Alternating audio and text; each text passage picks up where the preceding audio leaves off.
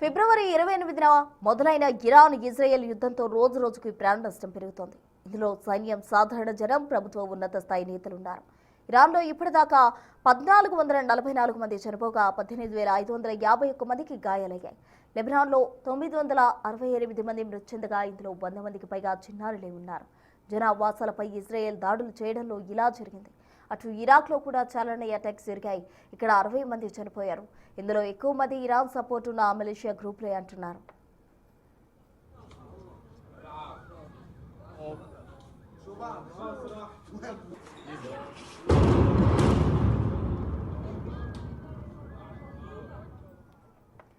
ఇక Israel, America వైపు జరిగిన ప్రాణ నష్టం ఎంతో చూద్దాం. ఇజ్రాయెల్లో ఇప్పటిదాకా 17 మంది మృతి చెందారు. ఇరాన్ జరిపిన బ్యాలిస్టిక్ క్షిపణి దాడుల్లో ఈ ప్రాణ నష్టం జరిగింది. అటు అమెరికాకు చెందిన 13 మంది సైనికులు మృతి చెందారు. ఇందులో 7 ఇరాన్ ఆపరేషన్స్ లో చనిపోగా మరో 6 ఇరాక్లో రీఫ్యూయల్ జెట్ క్రాష్ అవ్వడంతో చనిపోయారు. యుఏఈలో 8 మంది, కువైట్లో 6, పాలస్తీనాలో 3 మహిళలు మృతి చెందారు. అటు సిరియాలో 4, ఒమన్లో 3, బహ్రెయిన్, సౌదీలో 2 హతమయ్యారు.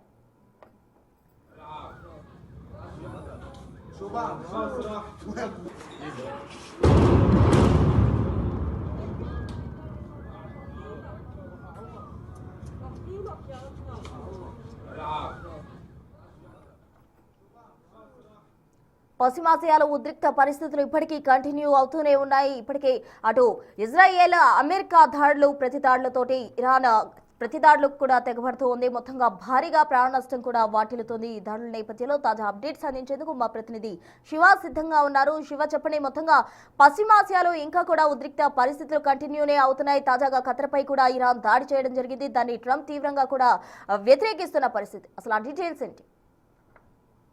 రైట్ ప్రశ్న 28వ తేదీన ప్రారంభమైన యుద్ధం ఈ రోజు 19వ తేదీ, అంటే 20 రోజులుగా యుద్ధం కొనసాగుతుంది. దాడులు, ప్రతిదాడులతో ఇటు పశ్చిమాసియా దేశాలు కానీ, అమెరికా, ఇజ్రాయెల్, ఇరాన్ ఈ 3 దేశాలు, మరో పశ్చిమాసియా దేశాలు 14 దేశాలు కూడా అట్టుడుగుతున్న పరిస్థితి కనిపిస్తుంది. అంటే ప్రతీకార దాడులు ఒకరిపై ఒకరు చేసుకున్నారు. దానిలో భాగంగానే ఇక్కడ ప్రధానంగా ఏదైతే ఈ అమెరికా, ఇజ్రాయెల్ చేసే దాడులకు ఇరాన్ ప్రతీకార దాడులు చేస్తుంది. దానిలో భాగంగానే ఖతార్ పైన దాడి చేసింది. మరోవైపు ఇటు ఇరాన్ కు సంబంధించిన కీలక వ్యక్తి టార్గెట్ గా చేసుకుని ఇజ్రాయెల్, అమెరికా దాడి చేసిన నేపథ్యంలో లారీజాని, అలాగే ఖతీబ్ మృతికి ప్రతీకారంగా ఇరాన్ టార్గెట్ చేస్తుంది. ఖతార్ టార్గెట్ గా ఇరాన్ బాంబుల వర్షం కురిపిస్తోంది. ఇక కీలక గ్యాస్, ఆయిల్ క్షేత్రాలపై ఇరాన్ దాడులు చేస్తున్న పరిస్థితి కనిపిస్తోంది. ఇక ఖతార్ లో అత్యంత కీలకమైన రస్ లాఫాన్ ఇండస్ట్రియల్ సిటీపై మిసైల్ దాడితో ఇటు ఇరాన్ విరుచుకుపడింది.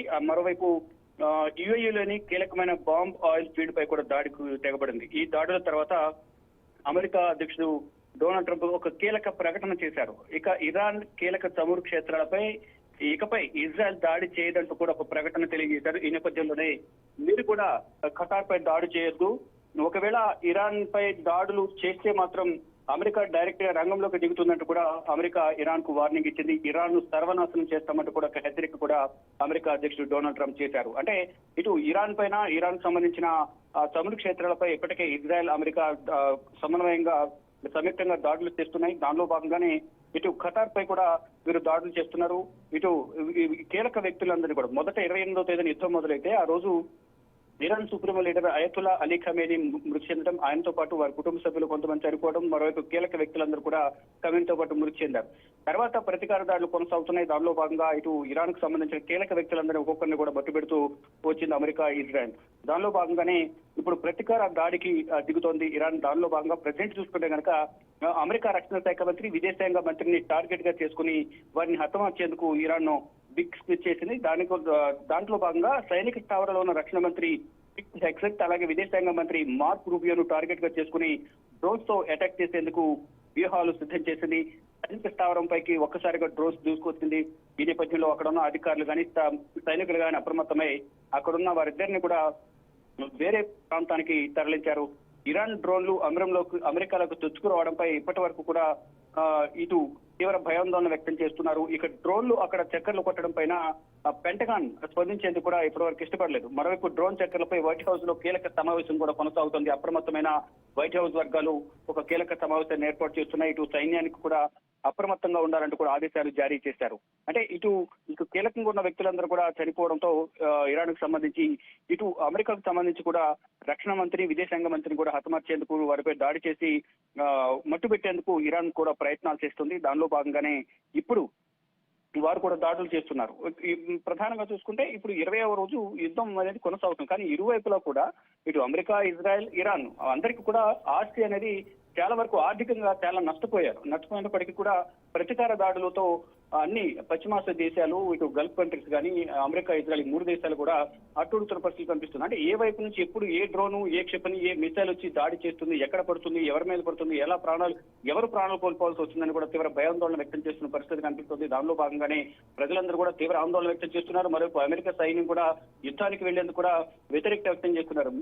మీ ఆధిపత్యానికి మమ్మల్ని బలి చేస్తున్నారంటూ కూడా సైన్యం కూడా ట్రంప్ కు వ్యతిరేకంగా ఒక సోషల్ మీడియాలో వీడియోలు కూడా వైరల్ అవుతూ ఉన్న పరిస్థితి కనిపిస్తోంది. కానీ ఇక్కడ ఇరాన్ కూడా దేశాధినేతలను, కీలక వ్యక్తులను కోల్పోయినప్పటికీ కూడా మేము ప్రతీకారంగా దాడులు చేస్తామని చెప్తూనే కూడా కొన్ని కండిషన్స్ పెట్టి ఆ కండిషన్స్ కు ఒప్పుకుంటే కనుక మేము యుద్ధానికి ముగింపు పలుకుతామని కూడా ఇటు ఇరాన్ అధ్యక్షుడు మసౌద్ పెజెష్కియాన్ కూడా ఒక ట్వీట్ చేశారు గత వారం. అంటే మా హక్కులకు హక్కులకు హరించకూడదు, మా హక్కులను కాపాడాలి, నష్టపరిహారం చెల్లించాలి, ఇప్పటి వరకు జరిగిన ఆర్థిక నష్టానికి కానీ ప్రాణ నష్టానికి కానీ పరిహారం చెల్లించాలి, భవిష్యత్తులో మాపై యుద్ధం చేయకూడదు అనేది ఒక ప్రకటన చేస్తే కనుక మేము యుద్ధానికి ముగింపుకు ముందుకు వస్తామనేది ఇరాన్ అధ్యక్షుడు పెజెష్కియాన్ తెలియజేశారు. దానికన్నా ముందే ఆయన ప్రకటన చేయడానికి వారం రోజుల ముందే ఎటువంటి ఒప్పందాలు ఉండవు, బేషరతుగా లొంగిపోవాలి.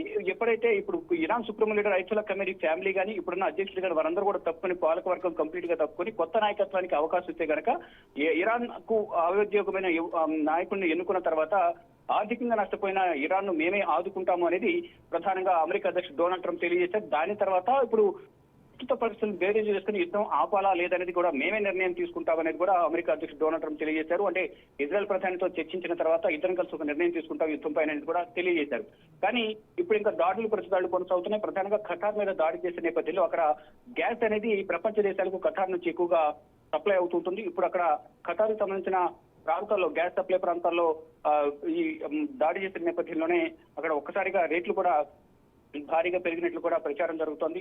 ఒకవేళ అదే జరిగితే కనుక ప్రపంచ దేశాలపై ఇది ఎఫెక్ట్ పడే అవకాశం ఉంటుందనేది కూడా భావించిన అమెరికా అధ్యక్షుడు డొనాల్డ్ ట్రంప్ ఇప్పుడు ఈ దాడులు ఇంతటితో ఖతార్ పై దాడులు చేయొద్దు, దాడులకు చేస్తే కనుక డైరెక్ట్ గా మేము రంగంలోకి దిగాల్సి వస్తుంది, ఇరాన్ సర్వనాశనం అయిపోతుందని కూడా యొక్క హెచ్చరిక కూడా అమెరికా అధ్యక్షుడు డొనాల్డ్ ట్రంప్ చేశారు. కానీ ఖతార్ ఇటు ఇరాన్ మాత్రం ఇటు పశ్చిమాసియా దేశాల్లో ఖతార్ తో పాటు ఇటు దుబాయ్ కానీ, యుఏఈ, కువైట్, ఇతర అబుదాబి ఇటు కంట్రీస్ ఏవైతున్నాయో, అరబ్ కంట్రీస్ ఏవైతున్నాయో, ఇటు గల్ఫ్ కంట్రీస్ లో ఉన్న 6 దేశాలు గ్రూప్ ఆఫ్ కోఆపరేషన్ కౌన్సిల్ ఏదైతుందో గల్ఫ్ కోఆపరేషన్ కౌన్సిల్, దాంట్లో ఉన్న 6 దేశాల మీద కూడా దాడులు చేస్తుంది. అంటే అమెరికాకు సహాయం చేస్తున్న, ఇండైరెక్ట్ గా వారందరూ సహాయం చేస్తున్నారంటూ కూడా ఇరాన్ చెప్తోంది. అంటే అక్కడ ఉన్న వైమానిక స్థావరాలకు సంబంధించి కానీ అక్కడ ఉన్న అమెరికా రాయబార కార్యాలయాలపై కూడా దాడులు చేస్తుంది. దీని ద్వారా అమెరికాకు సంబంధించిన సైన్యం కూడా చనిపోతూ ఉన్నారు. ఇటు ఇరాన్ కి సంబంధించి అయితే చాలా వరకు ప్రాణ నష్టం జరిగింది. పెద్ద పెద్ద భవనాలు శిథిలమవుతున్నాయి, శిథిలాల కిందే సజీవ సమాధి అవుతున్న పరిస్థితి కనిపిస్తుంది. కనీస సహాయ చర్యలు చేపట్టడానికి కూడా ఎవరు కూడా బయటికి రావడం లేదు. బయటికి రావడం వల్ల మళ్ళీ ఎక్కడ దాడి చేస్తే మా ప్రాణాలు కోల్పోవాల్సి వస్తుందన్న భయంతోనే ప్రజలందరూ కూడా ఇళ్లలోనే